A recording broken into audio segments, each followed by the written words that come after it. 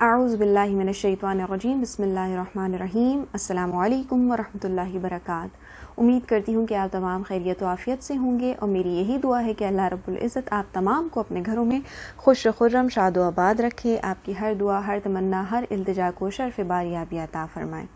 آج جس موضوع کے حوالے سے آپ کے سامنے حاضر خدمت ہوئی ہوں، یہ موضوع فی الوقت بہت ہی زیادہ دیکھنے میں آ رہا ہے، اور ہم یوں کہہ لیجیے کہ اسی حال میں ہیں جس کے حوالے سے آج میں آپ سے بات کرنے کی کوشش کر رہی ہوں۔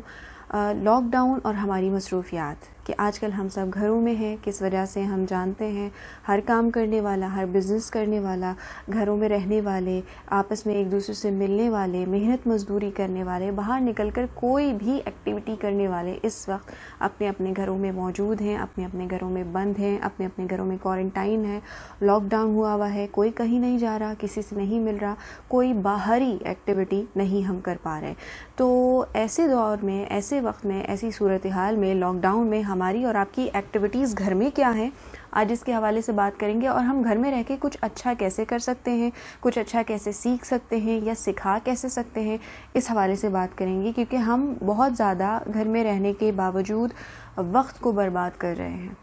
اس موقع کی سنگینی کو نہیں سمجھ رہے، جن حالات سے ہم گزر رہے ہیں ان کی پیچیدگیوں کو ہم نہیں سمجھ رہے، ہم نے مذاق میں لیا ہوا ہے، ہم سنجیدگی سے ان چیزوں کا خیال نہیں رکھ رہے ہیں۔ اگر دیکھا جائے تو معاشرتی اعتبار سے اگر دیکھا جائے تو جو حضرات بزنس کرنے والے ہیں ان کا بزنس اس وقت ٹھپ ہو چکا ہے، نہیں چل رہا، کوئی کام نہیں ہو رہا۔ جو نوکری پیشہ حضرات ہیں ان کی نوکریاں ختم ہونے پر ہیں، ان کو تنخواہیں کم مل رہی ہیں۔ جو روزانہ کی مزدوری کی بنیاد پر لوگ اپنے گھروں میں خرچہ دیا کرتے تھے، کمایا کرتے تھے، ان کا کام دھندا بالکل بند ہو چکا ہے۔ ہر طرف ہر کوئی اس وقت مشکلات، پریشانیوں کا شکار ہے۔ بہت ہی کم لوگ ہیں جو کہ ذمہ داران ہیں، جن کی ڈیوٹیز ہوتی ہیں باہر، صرف وہی باہر جاتے ہیں، ڈاکٹر حضرات ہو گئے، پولیس حضرات ہو گئے، وہی لوگ صرف باہر ہوتے ہیں، باقی ہم اور آپ سب لوگ گھر میں محفوظ ہیں، گھر میں بند ہیں، لاک ڈاؤن کی سی حالت میں۔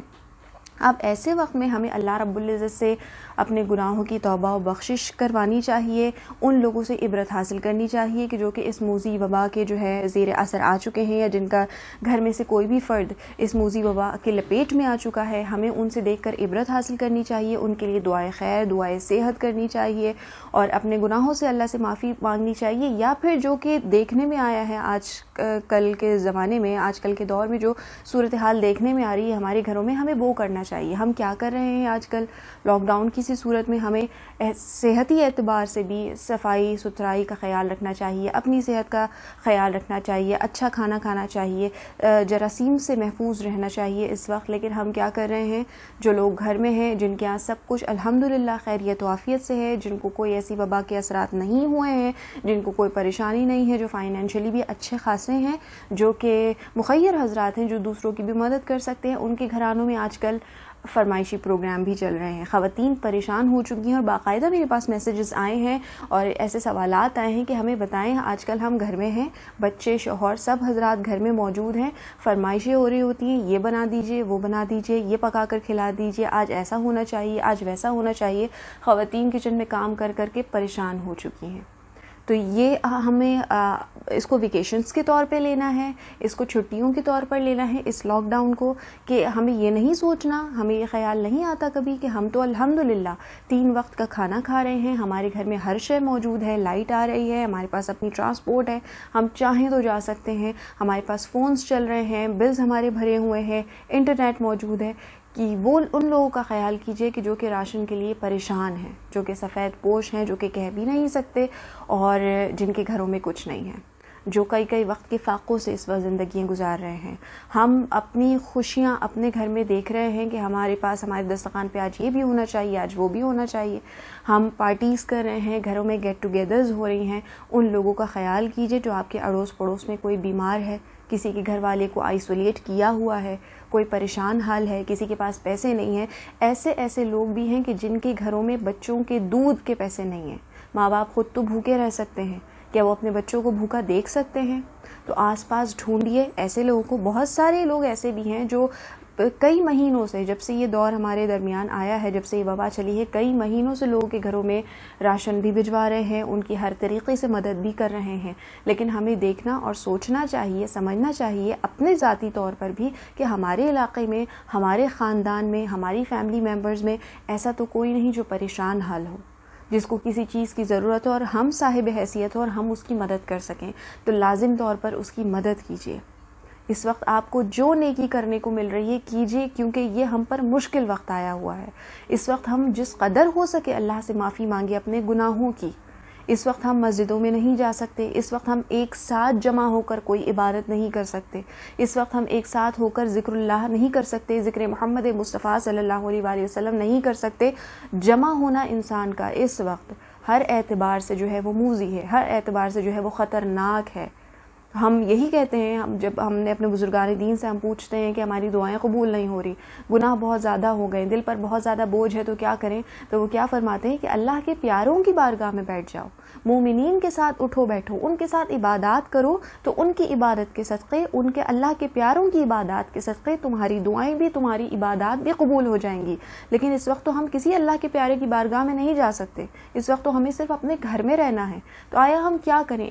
اس لاک ڈاؤن کو ہم ویکیشن کی صورت میں لیں، یا اس لاک ڈاؤن کو ہم اس مہلت کو یہ مہلت سمجھ کے لیں کہ اللہ نے ہمیں وقت دیا ہے، ہم اس کی طرف رجوع کریں، ہم اس کی طرف پلٹ جائیں، ہم اپنے گناہوں سے توبہ کریں۔ ہم نے جو غلطیاں کر دی، ہم نے جو گناہ کر دیے، دنیا میں کسی کا دل دکھایا، کسی کا حق مارا، تو اس سے بھی معافی مانگے اور اللہ رب العزت کو بھی راضی کرنے کی کوشش کریں۔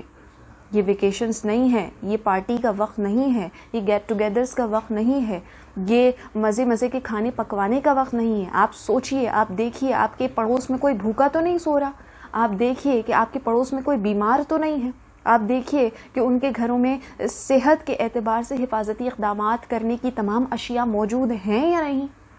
ہم اس وقت خوش نہیں رہ سکتے، ہم اس وقت مطمئن نہیں رہ سکتے، ہمیں خیال رکھنا ہے اپنے ارد گرد والوں کا، اپنے خاندان والوں کا، کہ کوئی پریشان حال ہے تو دوڑ کر جائیے اس کی مدد کیجیے، اور دوڑ کر جائیے، کوئی بیمار ہے تو اس کے پرسان حال ہوئیے۔ ہم لوگ یہاں پر اس وقت ایسے حالات میں، ہم تو کیا، ہمارے والدین بھی اس وقت یہی بات کر رہے ہیں کہ انہوں نے بھی